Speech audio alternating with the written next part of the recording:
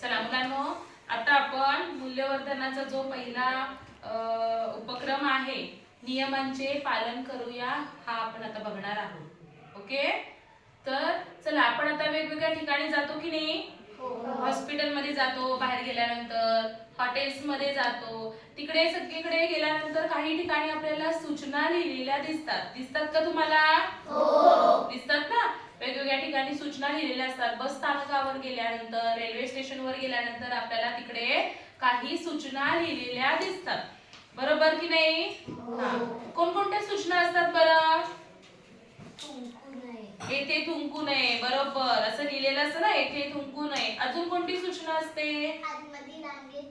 हा, जसे हॉस्पिटल्स मध्ये असू देत, आपण तिकडे आतमध्ये जाताना रांगेत जाऊयात, किंवा बँकेमध्ये गेल्यानंतर आपल्याला सांगतात ना, इथे ओळीनं जावं किंवा लाईन मध्ये जावं, अशा सूचना असतात. तर हे नियम बनवलेले असतात. हे नियम कशासाठी असतात? कशासाठी असतात बरं? तिथलं काम असेल किंवा जे काही असेल ते व्यवस्थित सुरळीतपणे पार पडण्यासाठी, तिथलं काम व्यवस्थित पार पडण्यासाठी तिथे काही नियम आखलेले असतात. बरोबर की नाही? आता आपल्या शाळेमध्ये सुद्धा काही नियम असतात. म्हणजे आपली शाळा जर 10ची आहे तर सर्व मुलांनी 10 वाजता इथे उपस्थित राहणे. 10:30ची आपला परिपाठ असेल तर 10:30ला आपली बेल होते की नाही. मग 10:30ला आपली बेल झाल्यानंतर सर्वांनी परिपाठाच्या हॉलमध्ये जमा होणे, हा अलिखित नियम आहे. आपल्या शाळेवर कुठे असे नियम असे लिहिलेले आहेत का? नाही, परंतु ते आपल्याला माहिती आहे. ते लिखित स्वरूपात नाहीयेत, अलिखित आहेत, परंतु ते नियम आपण पाळतो. बरोबर की नाही? तसं आता आपल्या क्लासमध्ये कधी कधी खूप गडबड, मस्ती, गोंधळ आता चालू झाला की नाही. आता आपण खेळाचा सराव चालू करतोय, तर याच्यामध्ये तुम्ही एकमेकांशी खूप गप्पा मारताय, मध्ये मध्ये आवाज करताय, हो की नाही? गडबड गोंधळ होते, बेशिस्त वातावरण निर्माण होतं. तर आपण आता काय करूया, आपण आपल्या क्लासमधून, आपल्या क्लाससाठी, आपल्या वर्गासाठी काही नियम बनवूया. चालेल का तुम्हाला? आणि ते नियम तुम्हीच सांगायचे. चालेल? आपण आता काय करायचं, नियम आखायचे आणि ते नियम तुम्हीच बोलायचे, मी इकडे लिहिणार. ते नियम बनवून झाल्यानंतर आपण तो चार्ट काय करायचा, आपल्या वर्गामध्ये दर्शनी भागामध्ये लावायचा. परंतु ते नियम तुम्ही तयार करणार आहेत, म्हणून ते नियमाची काटेकोरपणे त्याचे पालन हे तुम्हीच करायचं आहे. ओके, तर बघा, नियमाचे पालन आपण करण्यासाठी आपण काय कर, सर्वप्रथम कोण मला नियम सांगेल? हात नाही करायचं, मी सांगेन त्याने सांगायचं. बरोबर? जिंदा सांग तू, कोणता नियम आपण लागू करू शकतो? वर्गात येताना व जाताना रांगेत जावं व रांगेत यायचं. Very good. आपण काय करायचं, वर्गात येताना आणि जाताना काय करायचंय, ओळीनं जायचंय, रांगेत जायचं, आणि रांगेत जर शाळा भरली तर येताना सुद्धा कसं यायचं, रांगेतच यायचं. व्हेरी गुड, छान. चला वैदे तू सांग. प्रकल्पामध्ये एकमेकाला मदत करू. हा, उपक्रम आपण घेतो की नाही. खूप छान वैदेने सांगितला नियम. उपक्रम आपण घेत असताना आपण गटागटाने बसतोय, बरोबर की नाही.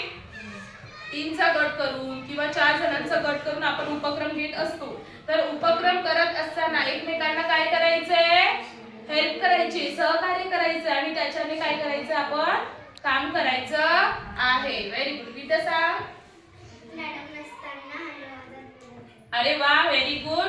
मॅडम, समजा मी जर वर्गामध्ये नसेल, बाहेर वरांड्यामध्ये गेली असेल, किंवा काही कामानिमित्त आपल्या शाळेच्या अंगणामध्ये असेल, तर काय करायचं, तोपर्यंत आवाज करायचा नाही. अतिशय महत्त्वाचं काम असेल तर हळू आवाजात बोलायचं. अतिशय छान नियम सांगितलेले आहे विद्याने.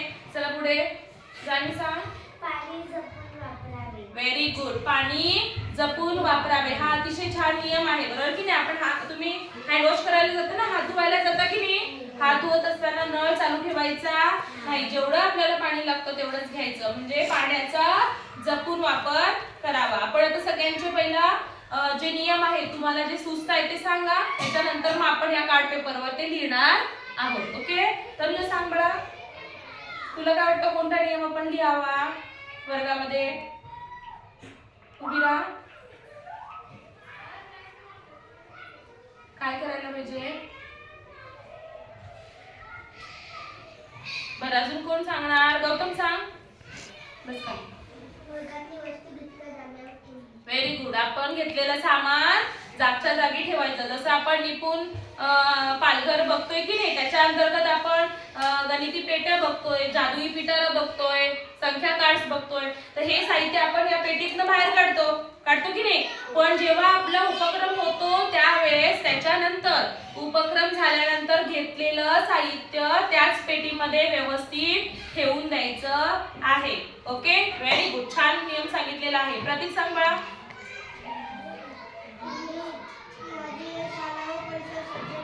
Very good. आपली वर्गखोली, आपली शाळा आणि आपला वर्ग काय करायचंय? स्वच्छ ठेवायचं आहे. अतिशय छान नियम सांगितलेला आहे प्रतीकने. खूप छान. वी सांग बाळा. वर्गात येताना बाहेर चप्पल काढून. हा, अतिशय महत्वाची गोष्ट आहे. आपण जेव्हा वर्गात येणार तेव्हा आपले जे चप्पल्स असतील किंवा शूज असतील ते काय करायचे? आपण वर्गाच्या बाहेर काढून आपण वर्गामध्ये यायचं आहे. Okay, very good. ध्रुव सांग. आता वर्ग परिसर, बस खाली. परिसर स्वच्छ ठेवायचा आहे, वर्गखोली स्वच्छ ठेवायची आहे. परंतु तो झालेला जो कचरा वगैरे असेल तो कचरा काय करायचा? कुठेही टाकायचा नाही. तर आपल्या वर्गाचा नियम आता आपण ध्रुवने सांगितल्याप्रमाणे काय बनवणार आहोत? तर झालेला जो काही कचरा आहे तो काय करायचा आहे? कचरा कुंडीतच टाकायचा आहे. तर टाकणार ना सगळ्यांनी आजपासून? हो. Very good. विराज सांग. Very good. जेव्हा टीचर क्लासमध्ये नसेल, म्हणजे मी नसेल आणि बाहेर असेल किंवा दुसऱ्या वर्गामध्ये गेली असेल तर तेव्हा काय करायचं नाही? गडबड गोंधळ करायची नाही. आता तुमच्यामधनच तुम्ही नियम सांगतायत, बरोबर की नाही? तर ते नियम तुम्हीच पाळायचे आहेत. जेव्हा अशी वेळ येणार तेव्हा त्यावेळी तुम्ही काय करायचं आहे? अभ्यास करायचा आहे. Very good. अभ्यास करणार म्हणजे तुम्ही. छान. नैलेश सांग. वर्गात चॉकलेट खाऊ नये. हा, असं करणार तुम्ही? वर्गामध्ये खाऊ खाणार नाही. तुमच्यापैकीच लैलेशने काय सुचवलेला आहे नियम? तर वर्गामध्ये खाऊ खायचा नाही. चॉकलेट्स खाणार आम्ही नाही. नाही ना खाणार सगळेजण? बरं, हे नियम आपण आता ह्या पेपरवर लिहायचे आणि लिहिल्यानंतर त्याचं पालन तुम्ही करणार? सगळ्यांना सगळे जे नियम आहेत ते मान्य आहे? ओके.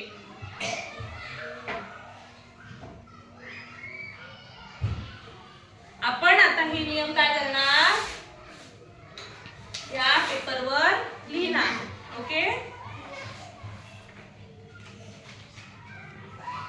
समजलं तुम्हाला आपण वर्गाचे नियम बनवलेले? सगळ्यांना मान्य आहेत ना?